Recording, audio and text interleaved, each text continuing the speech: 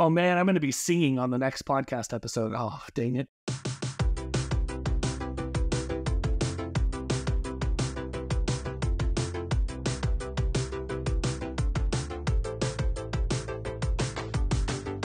Welcome to Absolute Genius, a podcast series from Thermo Fisher Scientific. I'm Cassie McCreary. And I'm Jordan Ruggieri. And today, we go big by going small with our microRNA genius, Dr. Guy Novotny. Guy is a molecular biologist in the hematology and pathology departments at Herlev Hospital in Copenhagen, Denmark. He's worked in a variety of fields within microbiology over his career in science, from the research lab to the clinical setting. And outside of his incredible work, he's an avid sci-fi reader with some book recommendations at the end of the episode. So sit back, relax, pop in those micro-sized headphones, and enjoy. You know, I when I was a kid, I was in had to sing at like a preschool. And one of the songs we had to sing was, "Good things come in little packages, little packages." Yes, indeed. Wow, what a banger. Jordan's gonna top the radio charts right now. All right, Guy, thank you so much for joining us today on Absolute Genius. We're very excited to have you. Would you be willing to give us just a brief background of yourself and some of the research that you conduct? I'm a molecular biologist, PhD, and I've been working for many years as a researcher, often with microRNA and RNA as a subject. The last maybe decade or so, I've been working hospital centers, pathologist centers, and molecular diagnostic centers with a lot of hematological samples. I have a question, yes. For our listeners, for those who might not be familiar, what is microRNA?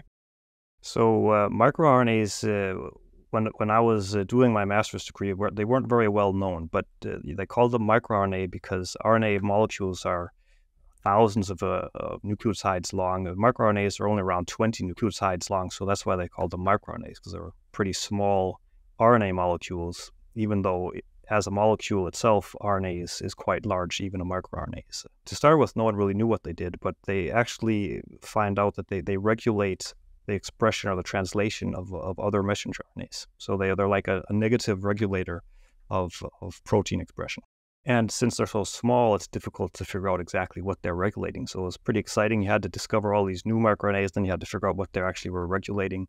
Interesting. And do they, by regulate, do they upregulate? Do they downregulate? The most often, the most common method would be to downregulate or to prevent translation of a messenger RNA. So you downregulate a protein level with the microRNAs. But there are some articles, some research that say that they do the opposite. They can upregulate as well. Very interesting. How do you identify specific microRNAs? Initially, when you didn't know what they were, you had to clone them. So you purified a lot of RNA from your cells, and then you used enzymes to ligate small adapters on each end of the molecule, and you could clone it into a vector and sequence it. And we did that in the early days too. So you sequenced and cloned a lot of small RNAs, and then you tried to find out, is this a microRNA or is it just some debris of a other RNA molecule in the cell? So once you had all these sequenced and cloned, then you tried to figure out what they actually were doing. And now that we know what microRNAs are actually in a cell, you just use array types or PCR to follow their expression. What challenges or obstacles have you encountered studying microRNA? To figure out what they're doing.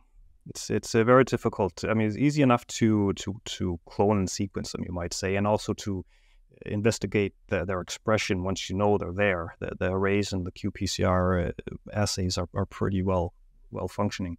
But once you try to figure out what they actually regulate, because they bind to messenger RNAs complementary. But since the sequence they use to bind is only about 6, 7, 8 nucleotides long, the potential targets they can bind to are hundreds, maybe thousands, maybe. So when you have a microRNA you're interested in, to find out what it's actually regulating is very difficult. Actually, sometimes you go the opposite way around. You have a protein you know is regulated in some way, but you don't know how. And then you try to figure out, are there any microRNAs that can bind to its messenger? And then you check, does it actually do that? So you maybe destroy the binding site on the messenger RNA and see if this helps its expression and stuff. So that's the major thing. It's easy enough to follow the expression of the microRNAs, but to figure out what they're actually doing is the major challenge. How do you actually look and see if a microRNA is going to have an effect on translation? Is it a computational, you're looking through databases and identifying possible sequences, or is it more experimental? You would initially do a bioinformatical approach. You'd use computation to figure out which are your likely targets, and then if you know what cell you're looking at, then you can see, are these likely targets anything that's expressed in the cell? Is it something you're interested in? So you can do things like that. A lot of work and a lot of negative data, you might say. Too big a chance to fail when you have so many options for what you're looking at. It's a difficult field. I switched from pure research to clinical lab work about 10 years ago. So I've also continued some of my microRNA research with students as a supervisor, but basically I've been more focused on the clinical aspects of molecular biology the last maybe 10 years or so. What exactly are you looking at? Is it along the lines of microRNAs still, or is it completely different field on the clinical side? It's different now because the diseases I'm looking at, the microRNAs haven't really shown to be that important in the decision making of how to go forward. Oh, interesting. In some diseases, microRNAs are important and are also likely, you might say, prognostic or diagnostic factors in the disease. But what I'm looking at, it doesn't seem to be that important. When I do research now on microRNAs, it's basically for fun and for developing the field. Awesome. Nothing like doing research for fun. Yeah. In your spare time, on your own. Switching a little bit here, we love digital PCR here at Absolute Genius. How do you utilize digital PCR in your research? So I've been following the digital PCR research for a while, but I haven't until recently have access to a digital PCR machine. But now that I have tried it out, it is, you might say, you can do the same with the qPCR that you can with a digital PCR machine, but the precision of your data, that the number of copies you measure with a digital PCR is a lot more certain, the number, than if you use your qPCR, where the efficiency of your reaction is so important and difficult to control. It's so much more easy to use a digital PCR and then get a result you can trust. Yeah, it uses very the same chemistry and so makes the assays kind of easy to use between the two. Are there any examples or any situations where you might use digital PCR over real-time PCR? Is it just that precision element, or is there any effect that looking at microRNAs, digital PCR is a better technology for you? Yeah, the digital PCR is very convenient when you want to multiplex is the word. So if you want to test for several genes or several targets in the same well, then the digital PCR it doesn't really care what the efficiency of your reaction is. So it'll tell you exactly how many copies you have, even if you have 2 or 3 or 4 different targets you're looking for with different colors. If you do a qPCR, the efficiency of each of the reactions, it'll be hard to keep them 100% efficient, and then the numbers you get will be skewed compared to. So when you want to compare them, it'll be a wrong comparison. Otherwise, you have to run each of the targets in each well in different wells, and then you have the problem that you have technical variation that's difficult to control. So it makes it a lot easier using the digital PCR. Just put everything in the same well, then you got the same amount of material there, and everything, no matter the efficiency, it gives you the correct data. Do you often multiplex with microRNA, or you're often looking at multiple targets? Initially, you always use multiple targets because you need to control for the technical variation and the RNA quality of your samples. You always have to, if you're looking at a lot of different samples, then you need to know you are putting 50 nanograms of RNA down there to make your cDNA, but is it 50 nanograms of good quality cDNA and RNA. So you need a control gene always to compare your microRNA of interest to. If you don't do this comparison correctly, if you don't have this gene to compare to, then you basically can't use your data for much. Yeah, that makes a lot of sense. Do you ever find situations where you might use both real-time PCR, qPCR, and digital PCR together, or kind of go back and forth between the two technologies? You can go back and forth. The digital PCR has a limitation of overloading, you might say. If you have a lot of material, the whole if you don't know anything about digital PCR, it does use a sort of statistics to assume how many copies you have spread out in your plate or in your droplets or whatever you're dividing your sample into, all the small partitions. If there are no empty partitions, then you can't do any calculation based on this Poisson distribution. You don't know how many copies you have to. So you have to have a certain amount of empty wells before you can actually make your calculation. And so if you have a lot of material, then your digital PCR, it will be overloaded and it'll be difficult to do your calculation. So in the qPCR can have a wider range. So you can have a lot more material in the qPCR. Yeah, we do see that often where depending on the dynamic range you need and your exact parameters of your experiment and the answers you're trying to get, utilizing both technologies can be helpful sometimes, for sure.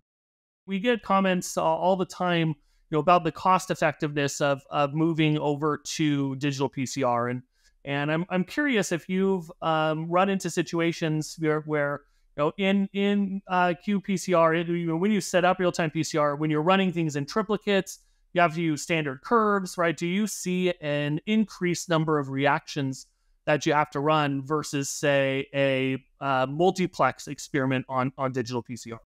Yeah, so we do a lot of qPCR as standard, and we've been looking into to switch it over to the digital PCR to see if it's faster, better, easier. The more high throughput assays that are where the standard curve business is a smaller part of the whole assay, because you do it only a little bit, but you do a lot of runs. It might be a little less cost efficient, but still in the very sensitive analysis we do, we have sometimes actually 12 replicates. So we have 6 with our gene of interest and 6 with the different reference genes, and I have recently been doing some tests, and I can reduce these 12 replicates down to 1 with the digital PCR. So you just put it all in one reaction. So that's a lot of time saved, and it seems to work just as well. The same sensitivity and the same precision. That's awesome to hear. Yeah, really, really cool. We talked a lot about some of the details of microRNAs and what they do and some of your workflow. What is the ultimate outcome that you're hoping to achieve with your microRNA research? With the microRNA research, we're basically hoping to better understand the disease you're looking at, and then, of course, follow up with that to maybe visualize what sort of treatment or cure you could do. Often this is a very long-term work path.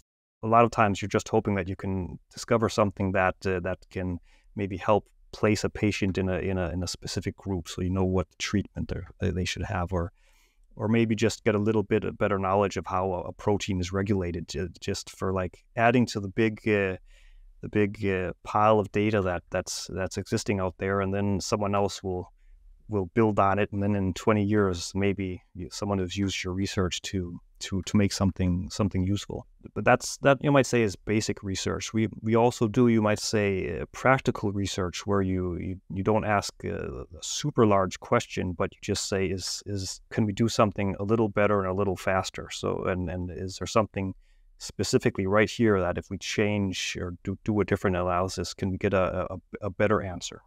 That's also quite interesting to do, because sometimes you can produce something that other people can use almost immediately.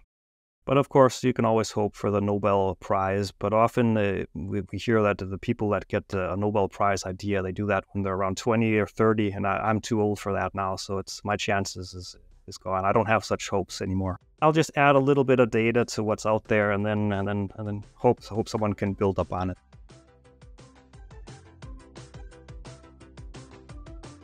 Taking a quick break from our conversation to tell you about Applied Biosystems QuantStudio Absolute Q dPCR system. This instrument enables quantification of your targets without the need for standard curves in only 90 minutes.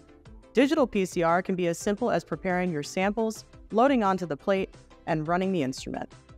Unlike other digital PCR systems, the Absolute Q dPCR instrument does not use emulsion or other droplet-based methods to compartmentalize reactions. In fact, the microfluidic array plate technology enables consistent delivery of more than 20,000 microchambers. It's a great solution for anyone looking to quantify gene targets. And Thermo Fisher Scientific has a suite of dPCR assays for applications like AAV viral titer quantification, liquid biopsy analysis, and wastewater surveillance. You can learn more at www.thermofisher.com/absoluteq or visit the Absolute Genius webpage. Again, that's www.thermofisher.com/absoluteq or visit the Absolute Genius webpage. The Applied Biosystems QuantStudio Absolute Q dPCR system is for research use only, not for use in diagnostic procedures. Let's get back to our conversation. Time for Cassie's Career Corner, guy. Welcome. This is the part where we talk about your career and fun stories and all kinds of just goofy things. I was hoping you could kick us off. I know you've talked about this just a little bit, but I'd like to go a little bit deeper. Just kind of an overview of your academic studies and kind of the various steps throughout your career. I started out working with bacteria and ribosomes, ribosomal RNA, because if you don't know, but a lot of the if you're sick with the bacteria with an infection, you'll eat some penicillin and some pills, and it'll kill off the bacteria. Then you get well again. But a large amount of what you eat of medicine, it actually targets the ribosomal RNA, and the ribosome, if you don't know what that is, that's actually the machinery inside the cell that makes all the proteins. And a lot of the resistance mechanisms, so if you have a bacteria that's resistant to the medicine you're eating, it's actually often caused by either a point mutation in the ribosomal RNA, so the antibiotic can't bind to it, prevent its function anymore, or it could be some cellular pump that pumps the medicine out again. But a lot of times it's actually just the ribosomal RNA that's mutated, and then the antibiotic just doesn't work anymore. So antibiotic resistance is a very important field to do research in. So that was interesting to do in the early days. But again, after you've done it for maybe 4, 5, 6 years, growing E. coli bacteria and doing this research, sometimes you want a change of scenery. So then I got the opportunity to work with human samples, human cells. Well, when I was finished actually with my master's, then I did a PhD project at a hospital, working with testis cancer and leukemia. A split project with the collecting it together, we say, was the microRNAs. So I was looking at microRNAs in testicular cancer and with the leukemias, B-cell leukemia.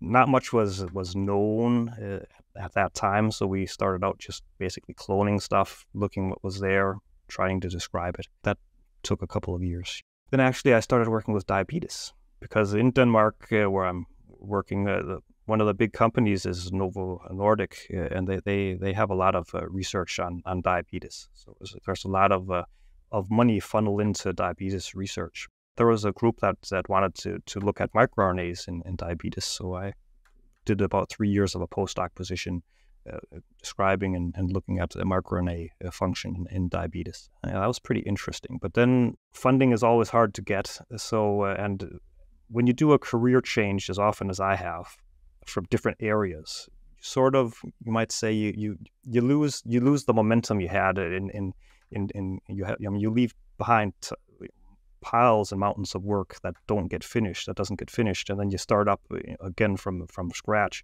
It takes some time to get going. So after changing from the ribosomes to the testicular cancer and leukemia, and then over to diabetes, my CV, you might say, my publication list wasn't as large as the people I'm competing with that's been staying in one area. So I had to look for alternatives to continue my work, and that was a job at a hospital as a molecular biologist to validate assays, to interpret data, to develop new methods.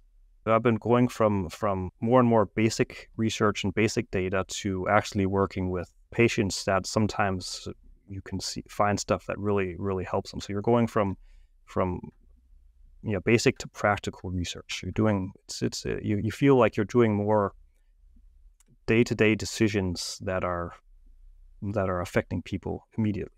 Your career path it's a pretty unique one. A lot of the guests that we've had on the podcast so far tend to they've gone into an area and they've stayed and focused on that area for quite a length of time. So seeing how you've jumped from a few different areas of research and then to clinical, and it's interesting to see that path. And I think that's something that's really unique for probably our listeners to hear about. So thank you for sharing about that.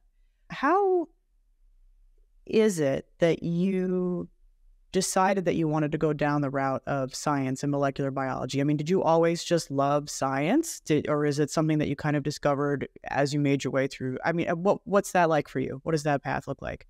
I've always known that I wanted to go to the university and study and do some, basically genetics, I think was what I wanted to do.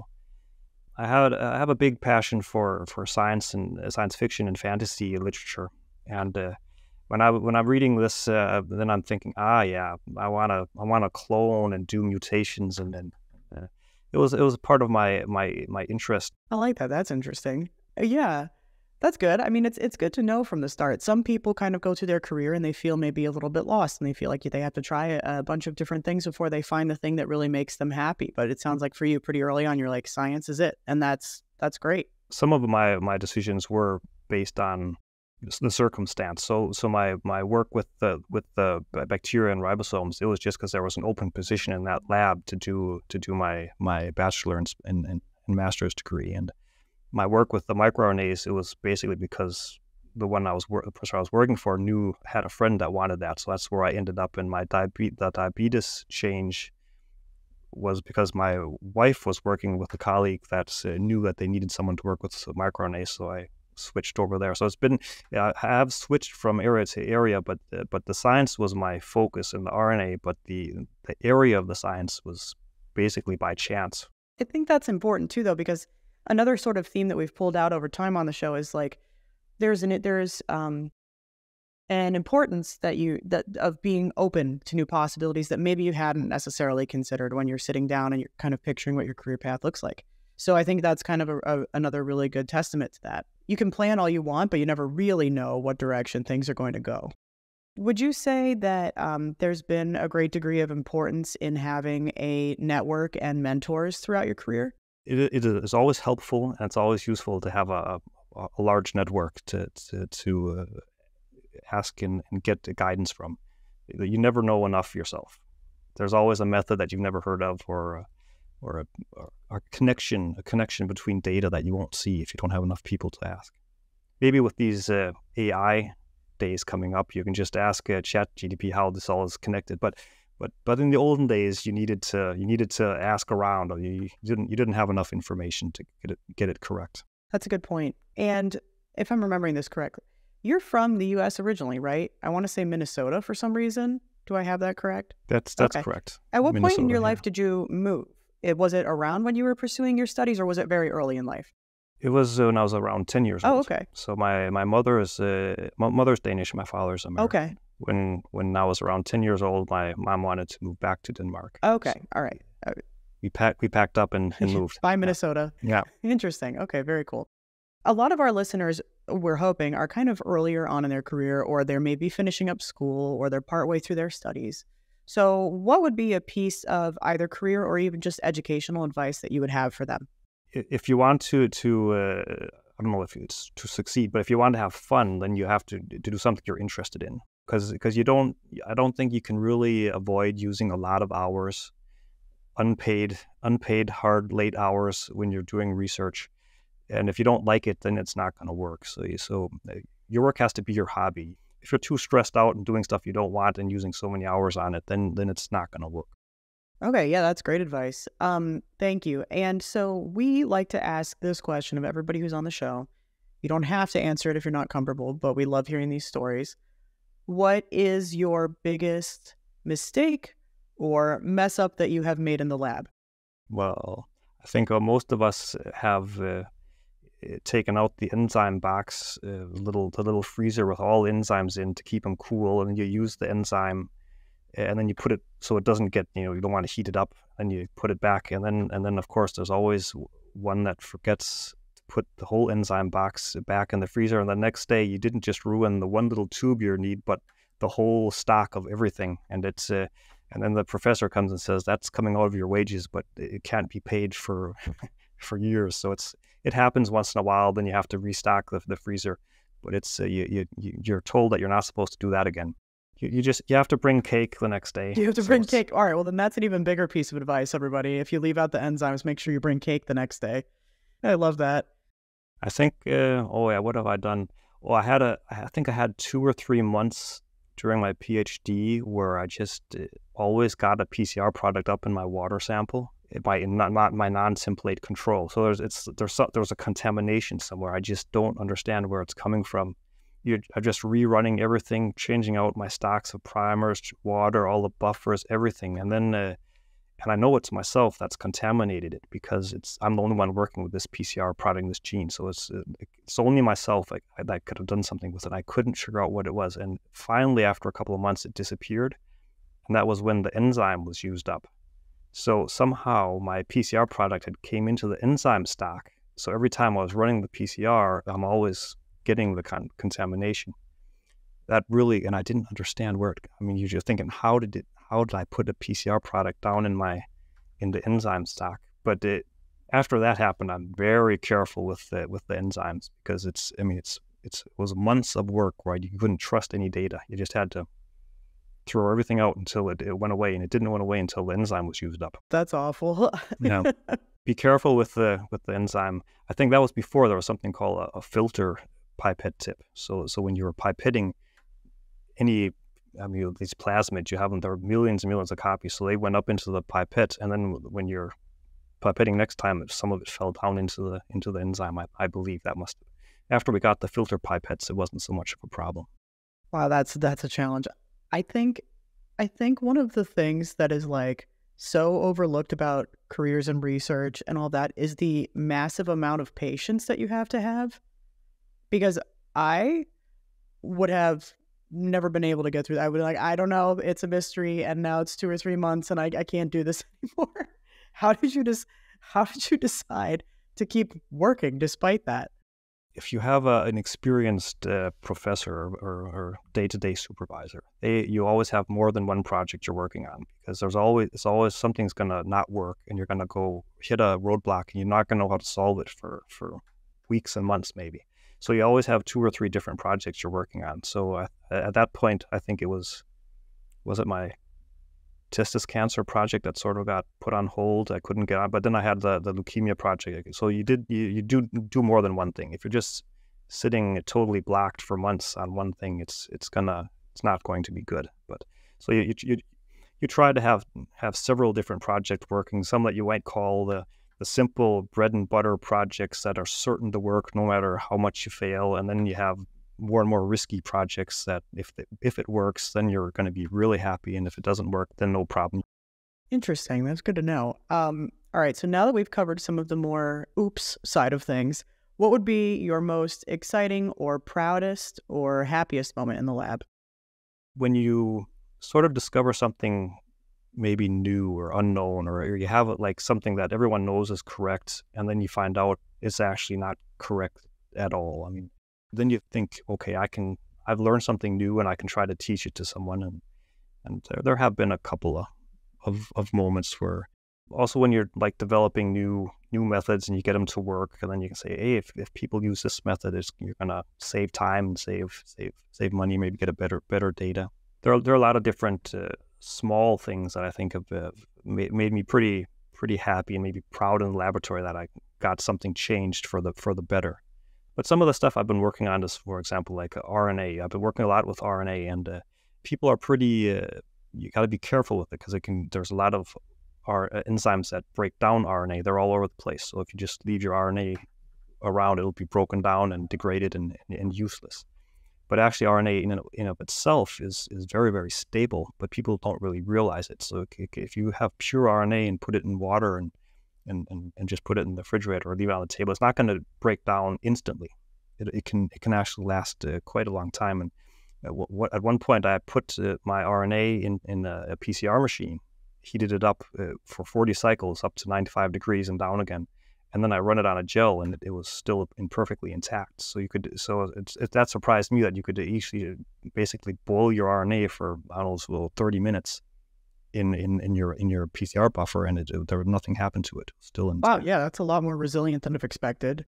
Yeah, so sometimes when you see these things, you think, is everything I know correct or is it wrong? But there's basically, I think what I found out was if you don't have RNAs, the enzymes that break it down in your solution, then it's stable, much more stable than you would expect. You hit on an interesting point with that too, because you said, is everything I know correct or, whatever. But I think, isn't that kind of the root of science anyway? You think you have things figured out, and then a new discovery comes along and it totally shakes things up. So you make a good point with that. Now, I know you spoke about how in research, you have to find a labor of love. There's a lot of, unpaid hours. There's a lot of time spent in it and that type of thing. Do you have interests outside of, what do you do outside of work to give yourself a mental break from some of this? I do a lot of reading when I can. Still the fantasy and science fiction genre, and a lot of computer games. Okay. But I do have 5 children. Wow. Okay. So, and my wife is also a researcher. So we all have long hours and a lot of so we don't have much time. I would say not. Yeah. So when I play computer games, they have to be something that you can start and then stop at any time and then continue. And so, like you might say, online games against other people, that's not going to work. But turn-based games where you can play against a computer and just stop whenever you don't have time, that's going to work. And books that you can just close and start again, that's fine too. What are your favorite books? I do have some science fiction books from a writer called Peter Hamilton, I think his name is. And what I've been reading now, I guess the last books I've been reading was maybe an American writer called Sarah Maas. The series is called Throne of Glass or something. I just found those. Oh, I've heard of those. Yeah, they're very nice. So I've been reading those. Awesome. I'm a big reader as well. Big fantasy and sci-fi reader as well. So when you get the chance, you have to check out Brandon Sanderson. You'll like his stuff too if you haven't read anything from him. So I haven't heard him, no, but I'll check it out. That was Dr. Guy Novotny, molecular biologist at Herlev Hospital in Copenhagen, Denmark. Thank you so much for joining us for today's episode of Absolute Genius. It was produced by Sarah Briganti, Matt Ferris, and Matthew Stock, with more great science around the corner in future episodes. Stay curious, and we'll see you next time. That's it. The whole next interview is just going to be done in song, and preferably interpretive dance, even though people can't see it. We should get matching unitards with little DNAs on it.